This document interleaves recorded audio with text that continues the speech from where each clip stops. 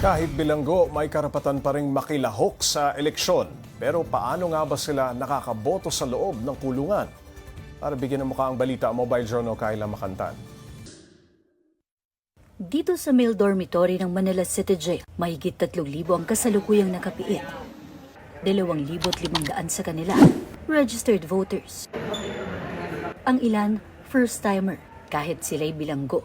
Masaya raw ang iba na dito na sila nakapagparehistro. Madali dito sa loob. Dito kasi wala nang mahabang pila pa eh. Interview lang. May rehistro ka na. Para may boto ko rin yung mga gusto mong mga upo, mga halal. Para pag lumabas ako dito, pwede na ako bumoto sa lugar namin. Hindi pa ito na lang.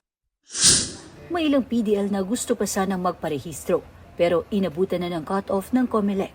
May ilan din na piniling wag na muna. Hindi nyo na po gustong bumoto? Sa ngayon lang, kasi nandirito pa po ako eh. Sa labas na lang? Sa labas na lang po. Agosto noong nakaraang taon nang isagawa ng Manila City Jail at COMELEC ang transfer at registration. Nagkaroon din ng Voters Education Program para mas maunawaan ng mga bobotong PDLs ang kahalagahan ng kanilang boto. Nakakulong man, malaya silang makapili ng mga kandidato. Ini-expect po naman po namin yung matulungan din po yung mga kagaya namin sa paglaya namin maging mabilis po yung proseso. Lalo pag-usad ng kaso yun po. Baka matulungan kami mga nakakulong. Mabigyan lang po ng kahit mga konting biyaya na galing sa labas, makadala dito. Sa araw ng botohan, magsisilbing polling precinct ang mga silid ng ALS building kung saan ginaganap ang mga klase sa loob ng kulungan. 12 ang presintong gagamitin. Gaya sa tipikal na mga presinto, may pwesto rin na inihanda para sa poll watchers. Inaasahan na alas 7 ng umaga hanggang alas 3 ng hapon ang botohan. Pero pwede pa raw yan magbago depende sa COMELEC. Naging layunin po ito ng aming City Jail Warden at si Jail Superintendent Dino M. Soriano po na iparehistro ngayon itong ating mga PDLs para mabigyan naman po sila ng boses sa darating na eleksyon at marinig din po yung mga pangangailangan nila. Iisa lang ang hangarin nating mamamayan, ang maayos na pamahalaan kung saan nakikita at natutugunan ang pangangailangan ng lahat, nakakulong man o nasa laya. Mobile Journal, Kayla Makantan, hatid ang mukha ng balita. Pag-usapan pa natin ang pagboto ng inmates kasama si Mobile Journal Kayla Makantan. Kayla, hindi lang ito ginagawa sa Manila City Jail, tama ba? Yes, Pops Ray. Sa buong bansa, under BJMP, 31,000 yung inaasahan na PDLs na boboto this coming May 12. Automated ba o mano-mano, manual ang Yes.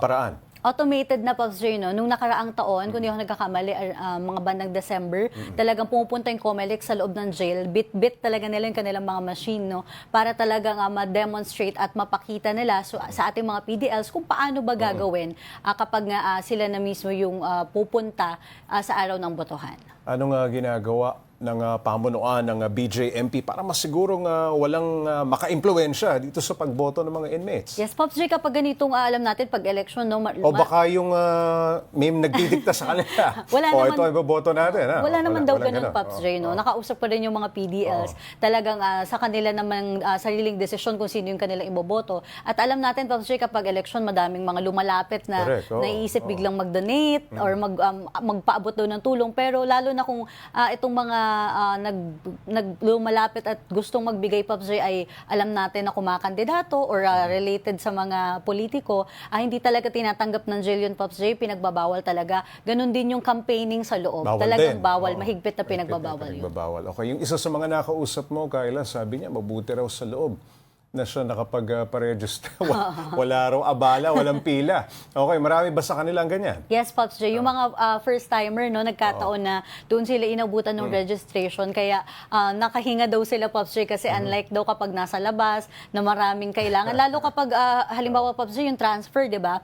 Dito kasi yung COMELEC na mismo yung mag-aayos kung mula doon sa kung saan man sila, papunta doon sa jail kung saan sakop yung lugar ng COMELEC. So, yung iba naman, Pops Ray, na hindi pa ever nakakaboto, yung hindi pa nakapag-register at hindi na inabutan kasi sa taya ng BJMP nasa 80,000 Pops J yung hindi naka-register na Marami PDL. rin Oo. pala, oo. So babawi na lang daw sa susunod na eleksyon. Yung iba kasi Pops J bagong commit, hindi nila inabutan talaga yung registration period. Kayla, ano raw ang ginagawang paghahanda ng PNP para masigurong walang aberya ang pagboto ng mga inmates? Pagdating naman sa PNP, Pops J, no, hindi pa natin nakausap sila ulit regarding sa kanilang mga plano. Kasi usually, Pops J, talaga, depende kung saan yung mga may init na lugar. Pero kapag ganitong malapit na yung eleksyon at nagsasagawa na ng iba't ibang mga mga parang pagpupulong yung mga kumakandidato, talagang marami nang nakadeploy na mga polis.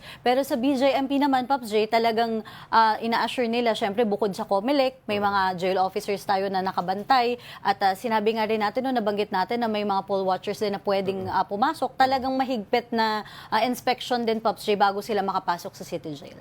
Alright, maraming salamat, Mobile Journal Kayla Makantan.